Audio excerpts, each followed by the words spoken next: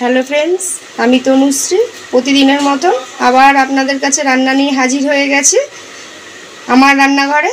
আমার রেসিপিটা দেখার জন্য সবাইকে জানাই স্বাগত। আপনারা কেমন আছেন? আশা করি আপনারা ভালোই আছেন। আপনাদের ভালোবাসায় আমরাও ভালো আছি।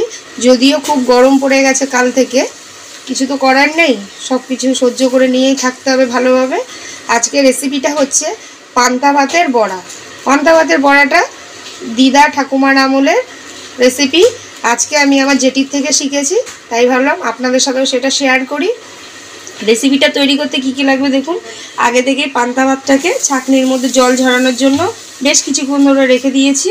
থালির মধ্যে আছে আলু সেদ্ধ, আগে থেকে আলু সেদ্ধ করে রেখেছি, পেঁয়াজ কোচানো, লঙ্কা কোচানো, ডিম, বিস্কুটের গুঁড়ো। খালি বাটি নিয়ে নিয়েছি, বাটির মধ্যে দিয়ে দেবো জল ঝরা পান্তা ভাত,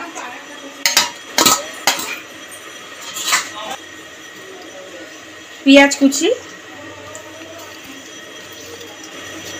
লঙ্কা কুচিটাও দিয়ে দেবো, আলুটাকে একটু হাত দিয়ে ম্যাশ করে নেব,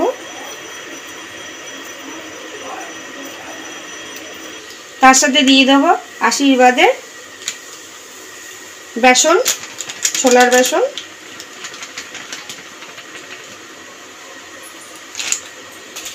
তার সাথে দেবো বিস্কুটের গুঁড়ো অল্প করে, স্বাদ মতো নুন,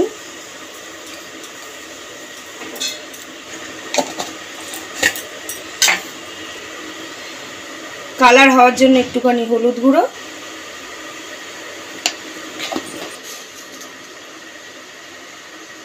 টেস্টি হওয়ার জন্য একটুখানি দিয়ে দেবো চিনি।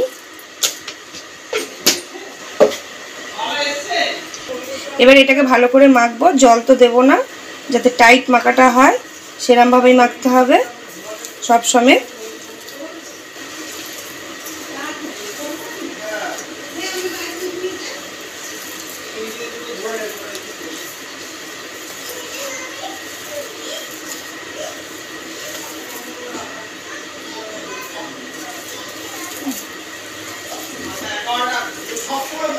সব সময় ভালো করে মাখিয়ে নিয়েছি।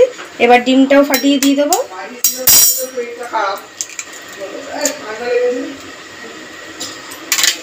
ডিমটা দিয়ে আবার একটুখানি ভালো করে মাখিয়ে নেব। মাখাটা সবসময় খেয়াল করতে হবে, পাতলা হবে না, একদম টাইটই হবে। তার জন্য যদি আরেকটু বেসন লাগে, চালের যদি বিস্কুটের গুঁড়ো লাগে দিতে পারেন। দেখুন আমারটা একটু নরমই হয়ে গেছে, তো আমি আর একটু বিস্কুটের গুঁড়ো দিয়েই দেবো।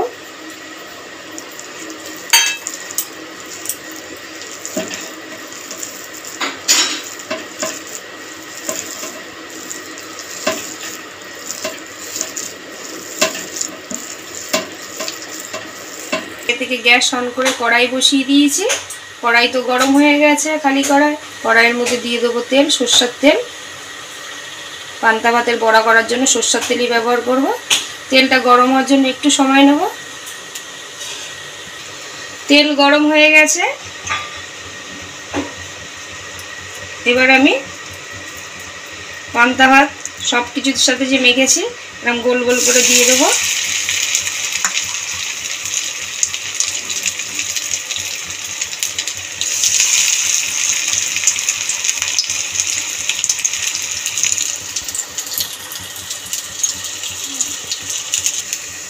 লো ফ্লেমে করে ভাজবো।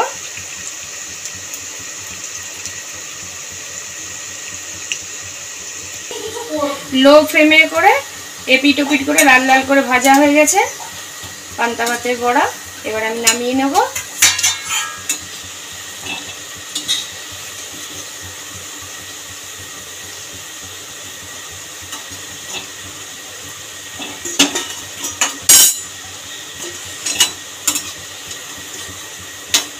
এরকম করে পুরোটা ভেজে নেব বড়াগুটা।